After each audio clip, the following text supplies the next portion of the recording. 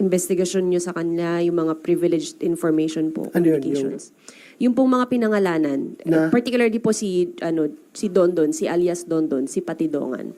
Meron po siyang mga pinangalanan na high profile na mga tao. Ito po ba ay na-express niya rin sa inyo dati? Matigas yan noon sa Senate hearing noon. Ayaw talaga yan, ayaw yan bumigay. Kahit na, di ba, pinailan natin ang kaso, di ba? One of the, hindi napailan ng kaso kung hindi dahil sa Senate investigation na ginawa natin, di ba? 6 sila, pinailan ng kaso ng serious illegal detention at saka kidnapping. Dahil nga, hindi tayo makapag-file ng murder with the absence of the body of the crime. Yung mga katawan, hindi na-recover. So, pinailan natin sila. Talagang pinalop natin sa CIDG na mapailan sila ng kaso. At napailan nga. Pero yun nga, yung follow-up sa committee report natin, we directed the CIDG and the NBI to continuously investigate the case para talaga matukoy kung sino yung mga malaking tao na nasa likod. Dahil the disappearance of 34 man yun, di ba, ang ating record sa committee, there were 8 cases that we investigated, 8 cases involving 34 missing sabongeros. So, hindi masiguro mag-disappear yung ganun laking 34 na mga tao kung walang nasa likuran dyan na very influential. Di ba? At nagbibigay ng kumpas. Sa atin lang, at that time, we don't have the evidence to connect to the management ng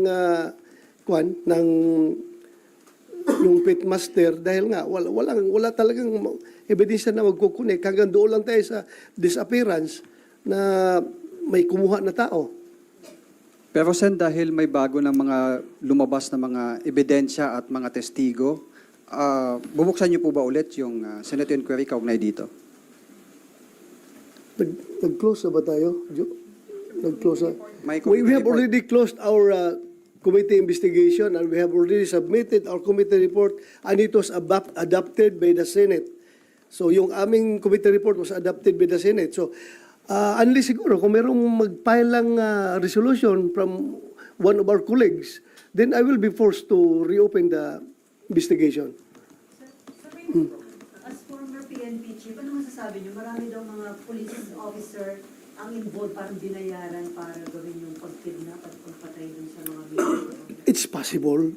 Kasi nga, yung isang kaso doon na si Lasso, sino yun, Joe?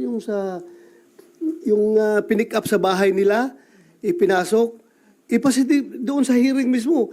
Positively identified yung mga pulis na inibitahan natin, yung mga intelligence operatives ng Batangas PPO, na sila yung nag-pick up kay Lasso. Lasco sa saan yun? Sa San Pablo, Laguna. San Pablo City. So, identify siya. Ayaw ko kung nakasuhan sila, di ba? Tapos ano na? Wala pang update. Basta nakasuhan yun, yung mga pulis na yun. Kinasuhan yun. Dahil nga, positively identified nung mother, yung wife, at nung sister ni Lasco na sila yung pumasok dun sa bahay. So how do you feel na parang napapagamit itong mga police in exchange of money? I'm very, noon pa yun sinasabi ko, napakasama noon na magpagamit tayo sa sindikato, if you call it sindikato. Police ka, you are there to uphold the law, you are there to enforce the law. Ngayon, binayulit mo yung batas para sumunod kung sino man nag-utos sa'yo na, I'm sure, in consideration of money. Ano pang motivation mo doon?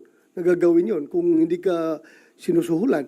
That's beyond your job description as a police operative na mag-kidnap ng tao at pumatay ng tao at itapon kung saan-saan. Pero sa tingin niyo, sir, ano to?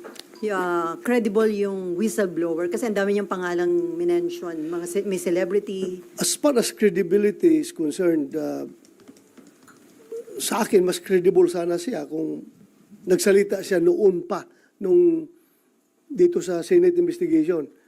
But still, credible pa rin siya dahil kahit na late na siya bumaligtad, you knowing his closeness to the personalities involved, then mayroon siyang sinasabi. Sir, Sir, sorry.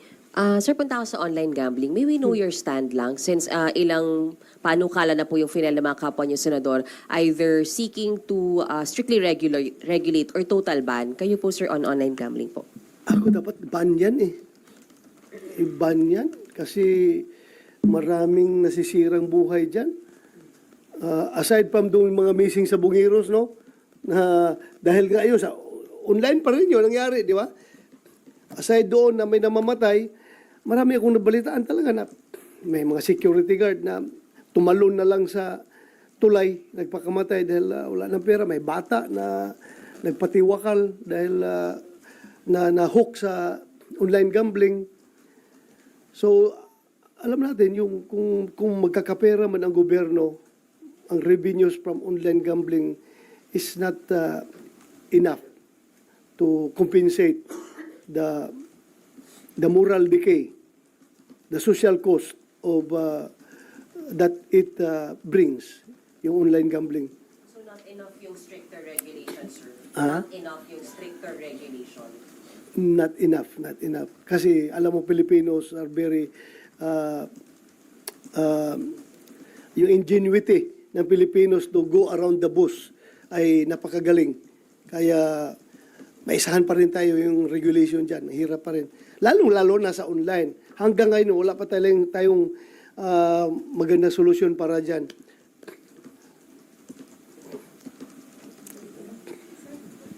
So, balik ko lang po dun sa isabong investigation. Sabi nyo nga po, open kayo pagka meron pong resolution. Pero may pangangailangan po ba na i-reopen ninyong investigation o sa ngayon ipaubaya na muna sa PNP, DOJ?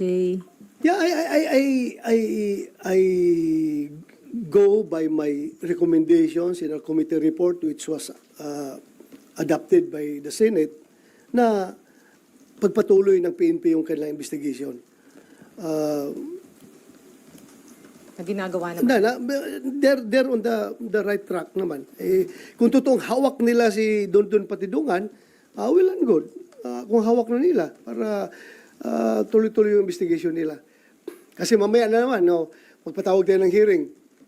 Sabihin naman ng PNP, makiusap na naman ng PNP na, sir, pwede huwag muna sir dahil may ongoing pa kaming pinapalo up sir. Baka masunog yung operation namin sir. Meron pa kami mga taong tina-target ngayon sir na pwedeng mga persons of interest sir na gusto naming maimbestigahan. Baka masunog yung aming efforts. So, let's give them the whole playing field to operate para mas-solve nila itong kaso na ito. Pero kung merong mag-file a resolution na senador, then it's my duty to conduct the investigation, to reopen the case. Sir, dun po sa inyong investigasyon, although nag-cover kami, pero sa inyo po manggaling, sir, naiugnay po ba si Atong Ang dun sa itinakbo ng inyong investigasyon? At anong recommendation ninyo as regards Mr. Atong Ang? Solidly, iba kasi yung ebidensya that will stand in court, di ba? Pero yung, di ba may isang nagsabi doon na, nandun kami, nag-monitor mo kasi hearing, di ba? Meron nagsabi na, si Dondon Patidungan ba yun, may kausap sa cellphone na, boss, sabi niya, yung boss na nire-repair daw nung kausap doon sa cellphone ay si Atong Ang. Yun ang narinig natin doon sa hearing, di ba? Positive daw talaga siya na si Atong yung kausap nung nasa cellphone. Pero hindi man natin, kaya nga gusto ko sa PNP, palaliman pala investigation nila. Hindi na-establish siya. Hindi na-establish sa Senate hearing, sir, yung connection ni Atong. Hindi na-establish. Administratively established dahil nga sila ang manager, sila ang presidente ng kumpanya kung saan last touch doon nawala. But criminally, kaya nga hindi tayo pati ang PNP at NBI mismo, hindi nakapag-file ng kaso directly linking Atong Kang because walang direct evidence. Pero ngayon, na meron ng itong testimonial evidence na pinoprovide ni Dondon Patidongan, din pupwede nilang mapile yun. Okay?